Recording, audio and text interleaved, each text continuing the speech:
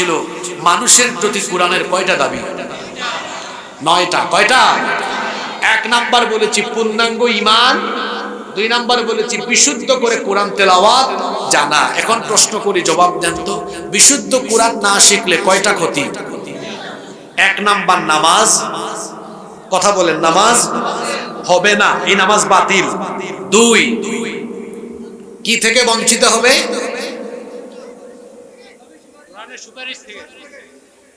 দেখছেন ওয়াজ মাহফিলের শ্রোতা দেখেন, ইন্না লিল্লাহি ওয়া ইন্না ইলাইহি, এইরকম বুঝে আপনারা ওয়াজ শুনেন না?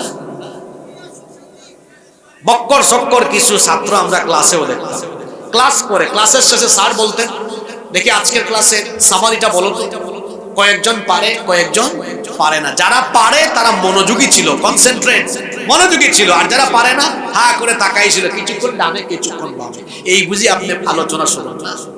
1 নাম্বার ক্ষতি, তার নামাজ বাতিল। 2 নাম্বার ওই ব্যক্তি রাসূলের সুপারিশ থেকে বঞ্চিত হবে। 3 নাম্বার আল্লাহর তরফ থেকে শাস্তি পাবে, দুনিয়ায়ও পাবে আখিরাতেও পাবে। দুনিয়া আখিরাতের শাস্তি কয়টা? আরো। দুনিয়ার সুখ শান্তি কেড়ে নেবেন কে? 2 নাম্বার কবর সংকীর্ণ করে দিবেন কে? 3 নাম্বার এই ব্যক্তিকে কবর থেকে হাসরের ময়দানে কি অবস্থায় উঠানো হবে? কোরআন শেখার দরকার আছে না নাই? জোরে বলেন, শেখার দরকার আছে না নাই?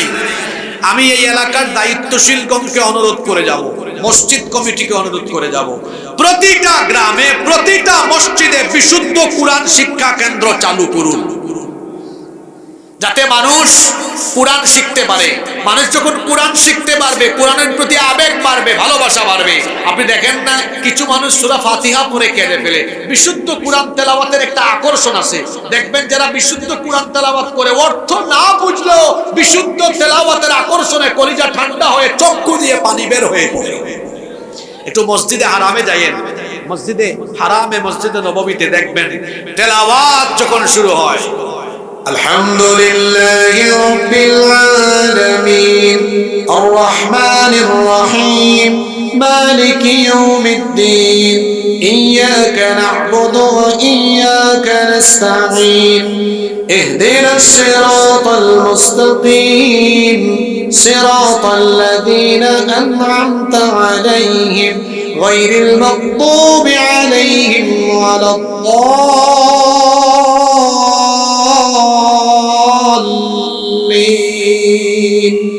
আমি তো হারামের ইমামদের মতো পারি না, আমার কণ্ঠ এত ভালো না, কিন্তু আপনি যখন হারামের তিলাওয়াত শুনবেন, আল্লাহর কসম আমি নিজের চোখে দেখেছি মানুষ কাঁদছে।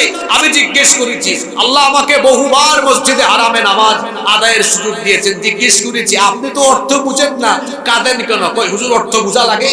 এত সুন্দর তিলাওয়াত যখন করে কলিজাটা ঠান্ডা হয়ে মনের অজান্তেই চক্ষু দিয়ে পানি বের হয়ে। এটা হচ্ছে কোরআনের মুজিজা, এর তেলাওয়াতে মজা আছে। আপনি জানেন না, আল্লাহর নবীর তেলাওয়াত শুনে নাখলাতে ফজরের নামাজে নবীজির তেলাওয়াতে উড়ন্ত জিনেরা উড়ন্ত অবস্থা বন্ধ করে নবীর তেলাওয়াত শুনে পাগল পাড়া হয়েছে। সুবহানাল্লাহ। সূরা জিনে আছে, তারা কি বলেছে? ইন্না সামি'না কুরআনান আজাবা। আমরা তো আওয়াজের দরিয়ায় থাকি, একই আওয়াজ, একই বিস্ময়কর তেলাওয়াত, এত চমৎকার তেলাওয়াত জীবনেও শুনি না। সুবহানাল্লাহ।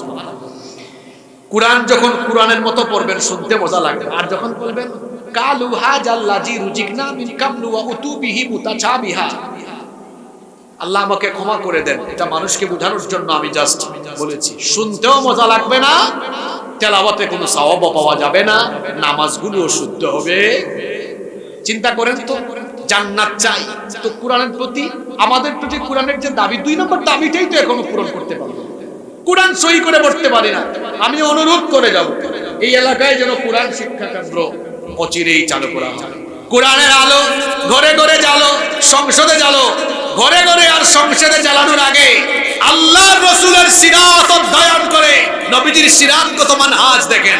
আল্লাহর নবী আগে মানুষকে তার হৃদয়কে কোরআনের আলোয় আলোকিত করেছেন। আমি যদি মানুষের হৃদয়কে কোরআনের আলোয় আলোকিত করি, তাহলে কোরআনের আলোয় আলোকিত হৃদয়ের এই মানুষগুলো কোরআনের জন্য এমন এক গণবিস্ফোরণ ঘটাবে যা রুখে দেওয়ার সাহস পৃথিবীর কারো থাকবে না।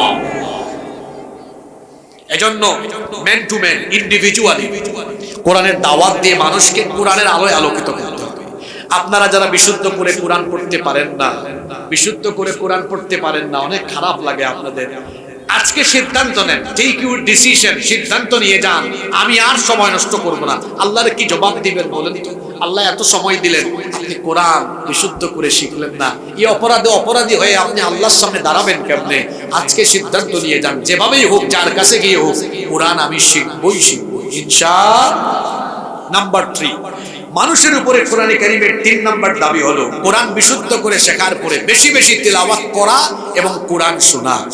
কারণ কোরআন তেলাওয়াত করলে বা শুনলে ঈমানের ব্যাটারিকে ফুলফিল যিনি করে দেন তিনি কে?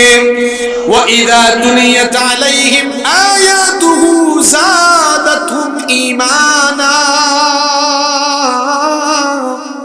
যখন তাদের সামনে কোরআন পড়া হয় তখন তাদের ঈমান বাড়ে। কোরআনের তেলাওয়াতে মানুষের ঈমান বাড়ে। দেখবেন যখন মনটা খারাপ, টেনশন কাজ করে, ওযু করে কোরআন তেলাওয়াতে বসে যান, মনটা প্রশান্ত হয়ে যাবে। আজকে আমাদের বাড়ির ভেতরে কোরআন তেলাওয়াত